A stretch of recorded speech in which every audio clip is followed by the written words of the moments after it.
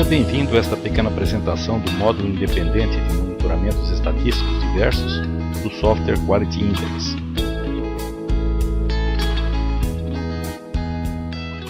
Inicialmente faremos algumas análises gráficas e na sequência mostraremos as configurações necessárias para obtermos essas análises. Este gráfico está mostrando três séries de dados, A série em vermelho, que quase não está aparecendo, índice de rejeitos, em azul, índices de retrabalhos e em verde, índices de produtividade. Devido à diferença grande de escalas, a que mais está se destacando é a produtividade. Entretanto, a gente pode desabilitar a produtividade e destacar as outras duas séries. O Quality Index permite até 6 séries diferentes por gráfico. Então agora o nosso gráfico mostra apenas os índices de rejeitos em vermelho e os índices de retrabalho em azul.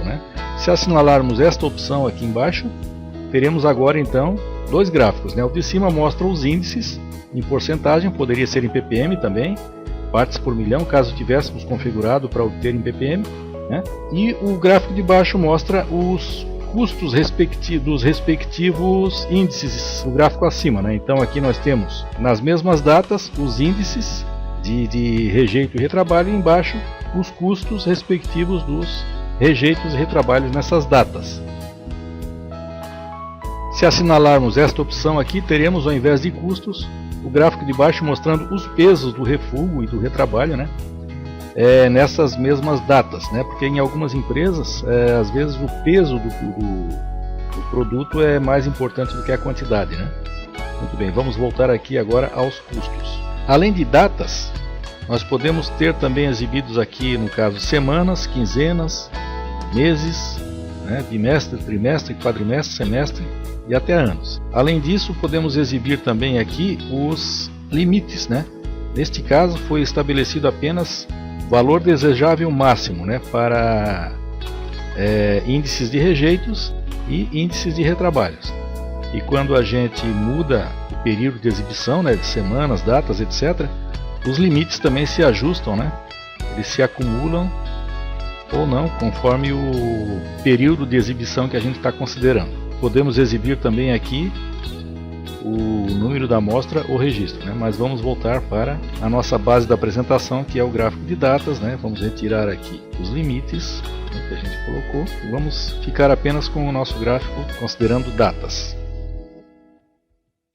Vamos ver o que acontece quando a gente clica sobre o gráfico. Neste caso, o nosso gráfico ele assinalou aqui a primeira opção de exibição, que é áreas. Então ele está exibindo aqui os índices de rejeitos e retrabalhos por áreas. Ele está exibindo os códigos das áreas, e podemos exibir então aqui os nomes das áreas. Então temos aqui fundição, estamparia e usinagem, cada uma com seus respectivos índices de rejeitos e retrabalhos e com seus respectivos custos de rejeitos e retrabalhos. Muito bem. Uma tabela na base do gráfico, no caso aqui as tabelinhas da esquerda mostram as séries 1 e 2, que são os índices de rejeitos e retrabalhos, e as tabelinhas da direita mostram os custos dos respectivos índices de rejeitos e retrabalhos. Muito bem. Então apenas para ilustrar aqui a apresentação como ficaria, os gráficos, a exibição deles. Então podemos agora iniciar uma análise sequencial. Observe que os maiores custos, eles estão ocorrendo na área de estamparia. Então, para investigarmos as causas desses custos elevados na área de estamparia, apenas clicamos sobre o gráfico, e vemos que o programa então ele fixou o código da área de estamparia, código 3, e está exibindo agora as células da área de estamparia, que são prensas mecânicas e prensas hidráulicas, expondo que os maiores custos estão ocorrendo na célula de prensas mecânicas. Clicando novamente sobre o gráfico, sobre a barra correspondente à célula de prensas mecânicas, expomos as prensas, prensa M2, prensa M3 e prensa M1. E vemos que o maior custo está ocorrendo na prensa M2. Para investigarmos as causas desses custos elevados na prensa M2, clicamos sobre as respectivas barras no gráfico e obtemos aqui então os produtos que são produzidos nessa prensa M2, anel dentado, tampa do recalque e anel do suporte. Então aqui estamos na área de estamparia, que é a área 3, célula 2, prensas mecânicas, está fixado. E posto de trabalho 2, prensa M2, né? Estamos expondo então aqui os produtos produzidos na prensa M2 e verificamos que os maiores custos estão ocorrendo, as maiores perdas estão ocorrendo no anel dentado. Para sabermos as causas, clicamos sobre a barra no gráfico e expomos os defeitos do anel dentado, no caso riscos e ranhuras, e verificamos que a maior causa de perdas na produção do anel dentado são riscos. Para investigarmos as causas de riscos, clicamos sobre o gráfico e o programa vai expor então um banco de dados onde já vem a pesquisa efetuada sobre o problema riscos, né? Então todas as causas e soluções que envolvem riscos estão nesse banco de dados e são mostradas para o analista, né? Aqui o analista pode, além de riscos, utilizar outras palavras-chave como peça arriscada, etc., né? E sempre vai obter então aqui as causas e soluções. Esse banco de dados ele é alimentado pelos analistas da qualidade ou de processos, né, à medida que os problemas vão sendo detectados e resolvidos, para que futuras equipes, futuros analistas não precisem estar reinventando a roda, né? Eles podem ter um local, no caso este banco de dados de causas e soluções do Quality Index, aonde pesquisar, né, aonde procurar as causas e soluções dos problemas. Este banco de dados, além de alimentação manual, pode receber também uma alimentação automática, caso o módulo de controle de tratamento de não conformidades seja adquirido junto com o Quality Index, né? Para saber mais sobre o módulo de controle de tratamento de não conformidades, né, entre no nosso site datalink.inf.br. Então vamos ver agora como foram feitas as configurações que nos permitiram a obtenção desses gráficos, né, e a efetuação dessas análises. Selecionamos aqui o nosso identificador de área ou grupo, né? Cada análise dessas é associada a um identificador de área ou grupo, né? Viemos aqui criar ou configurar indicadores, né? E chegamos na tela de configuração de indicadores estatísticos. Temos aqui o nosso identificador de área ou grupo, né? Que no caso foi selecionado a área de produção. Podemos cadastrar quantos identificadores quisermos aqui, né? A nossa análise, índice da qualidade dos processos, né? Então, o que é que nós fizemos, né? Primeiro foi feita a definição dos valores, né? Quantidade rejeitada, quantidade retrabalhada, quantidade produzida, né? Os valores que seriam necessários, né? Custo do produto no processo, custo do retrabalho no processo, peso do produto no processo, tempo padrão do produto no processo e horas trabalhadas por turno, né? Observe que a nossa análise envolvia 3 séries, né? E cada série tem as suas exigências, né? Precisa dos seus valores para ser obtida, né? Aqui estão as séries, né? Índices de rejeitos, índices de retrabalho e índice de produtividade, né? E ainda estabelecemos aqui, opcionalmente, limites, né? Os índices de rejeitos 2,5%, os índices de retrabalho 2,9%, o índice de produtividade, valor desejável mínimo 85%, né? Para rejeitos e retrabalhos era valor desejável máximo, para produtividade valor desejável mínimo. Muito bem. Mas observe o seguinte, que na verdade parece complexo isso aqui, mas nós não precisamos pensar nada para obter essa análise. Por quê? O programa oferece alguns modelos prontos de configuração, então definir expressão numérica a partir de um modelo pré-definido. Clicamos neste botão e o programa exibe essa tela, com várias opções prontas, né? De modo que a gente precisa apenas assinalar o que quer para obter uma análise. Nesta análise que acabamos de mostrar, a gente fez o seguinte, ó, apenas assinalamos aqui, ó, rejeitos, retrabalhos e produtividade, exibindo custos e pesos, né? Se a gente assinalasse ppm, né, o programa apenas na composição das séries multiplicaria por 1.000.000 aqui, ao invés de 100. Então o que é que nós temos aqui? Apenas para entendermos, né? A série 1 que se refere aos índices de rejeitos, né? Então, é V1 sobre V3. V1 é quantidade rejeitada, V3 quantidade produzida. A série 2, índices de retrabalhos, V2 sobre V3, que seria quantidade retrabalhada sobre quantidade produzida. A série 3, que se refere à produtividade, V7, tempo padrão do produto no processo, dividido por V8, horas trabalhadas por turno, sobre V3, que é a quantidade produzida. Muito bem. Na verdade, a gente não precisou pensar nada. Quando a gente pressiono o botão aplicar, todas aquelas definições que a gente tomou na telinha anterior são repassadas para este painel e ele se preenche automaticamente sem que a gente precise pensar nada. Apenas definimos aqui então manualmente os limites que a gente deseja. Tendo feito isso, a nossa configuração está pronta. É claro que esses modelos de configuração, eles não abrangem todas as possibilidades, né? Então por isso é que o programa permite também que se façam essas configurações manualmente, né? O analista, depois de uma certa experiência, observando os modelos, né? Lendo a documentação do programa, observando também aqui este pequeno guia de composição de expressões numéricas, né? Que ensina a somar, diminuir, elevar um expoente, extrair uma raiz, etc., né? Dominando esses poucos conhecimentos, ele consegue montar qualquer expressão numérica praticamente aqui, manualmente, né? Expressões que não estejam prontas nos modelos pré-definidos, né? Que tem alguns operadores que podem ser usados também, né? Para facilitar, se bem que ele pode também escrever diretamente aqui, né? Digitar diretamente a expressão que quer depois de uma certa prática. Muito bem, após termos configurado os nossos valores e expressões, o próximo passo é definirmos os outros elementos a considerar, né? Esses elementos são aqueles que a gente já teve a oportunidade de ver no gráfico, né? No caso aqui, área, célula, posto de trabalho, turnos, produtos, defeitos, etc. Cada indicador estatístico pode ter até 20 elementos a serem considerados, né? Esses elementos podem ser quaisquer, né? O programa já traz alguns elementos pré-cadastrados, né?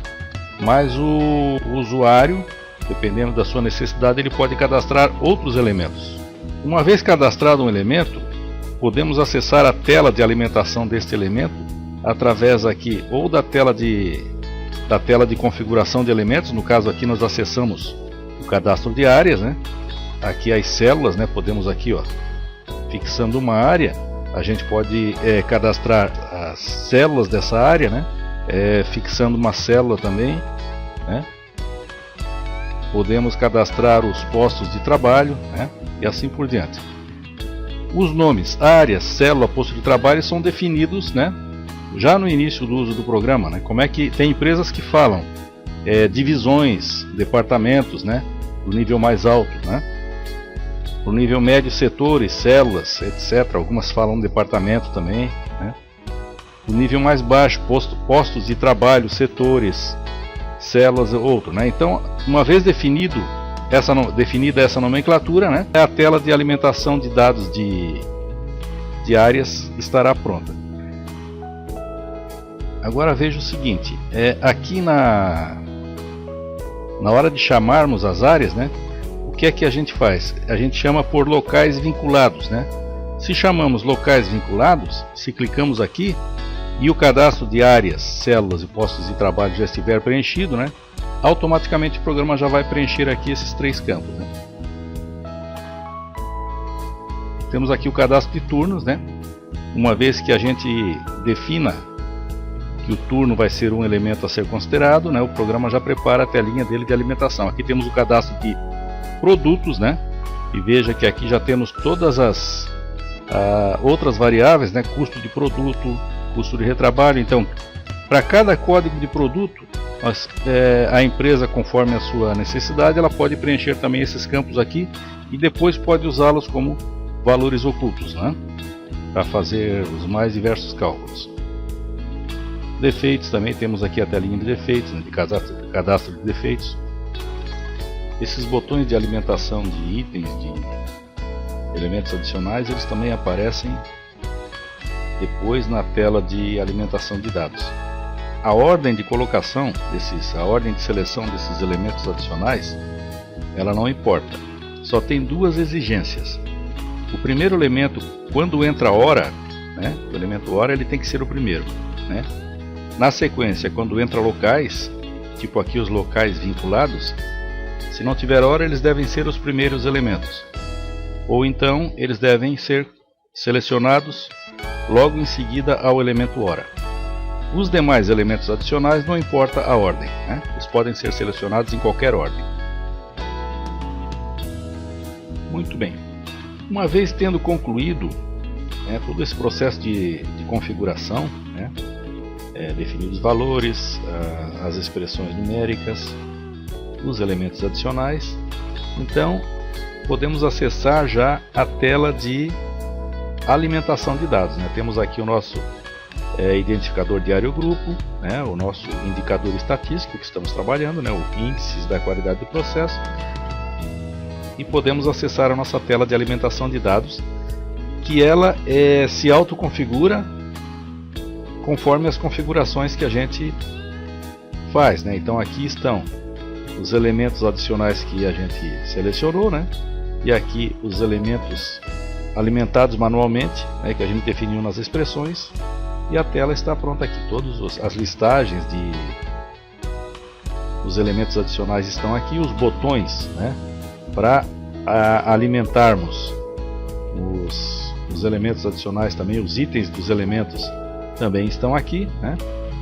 Aqui à direita nós temos essas caixinhas de seleção, que elas são interessantes pelo seguinte: se a gente está alimentando um determinado indicador estatístico e ele começa a se repetir, o código dele começa a se repetir, se a gente assinalar essa caixinha à esquerda dele, ele fixa o código na tela, né? E sempre que a gente pressiona o botão de inserir novos registros, esse código não muda, não precisa ser redigitado, né? E assim pode ser feito com todos eles. Durante o processo de alimentação dos registros, o programa já vai em tempo real calculando, conforme as expressões que a gente definiu, ele já vai calculando os resultados, né? E se algum dos limites que a gente definiu lá nas configurações for ultrapassado, o programa automaticamente envia e-mails de alerta a usuários pré-configurados para que eles possam tomar ações imediatamente. Então, apenas para ilustrarmos melhor esta nossa apresentação, né? Já que a gente está mostrando apenas gráfico de barra, vamos mostrar também aqui que o programa tem a possibilidade de exibição de gráficos de pizza, né? Gráficos de linha, né? Gráficos de Pareto também, né? E claro, também exibe relatórios, né? No caso, ele sempre exibe o relatório do que estiver na tela, né? Esses relatórios ele também pode converter automaticamente para o formato PDF, né? E anexar no e-mail e enviar automaticamente para um ou mais usuários, né? Conforme desejar. Temos também aqui, né, a possibilidade de alteração, né, de um painelzinho para formatação dos gráficos, né? A gente pode mudar cor de linha, cor de fonte, cor de fundo, etc. As séries também, elas podem ter as cores mudadas, né? No caso aqui, ó, a gente pode mudar a cor das séries, né? As cores delas.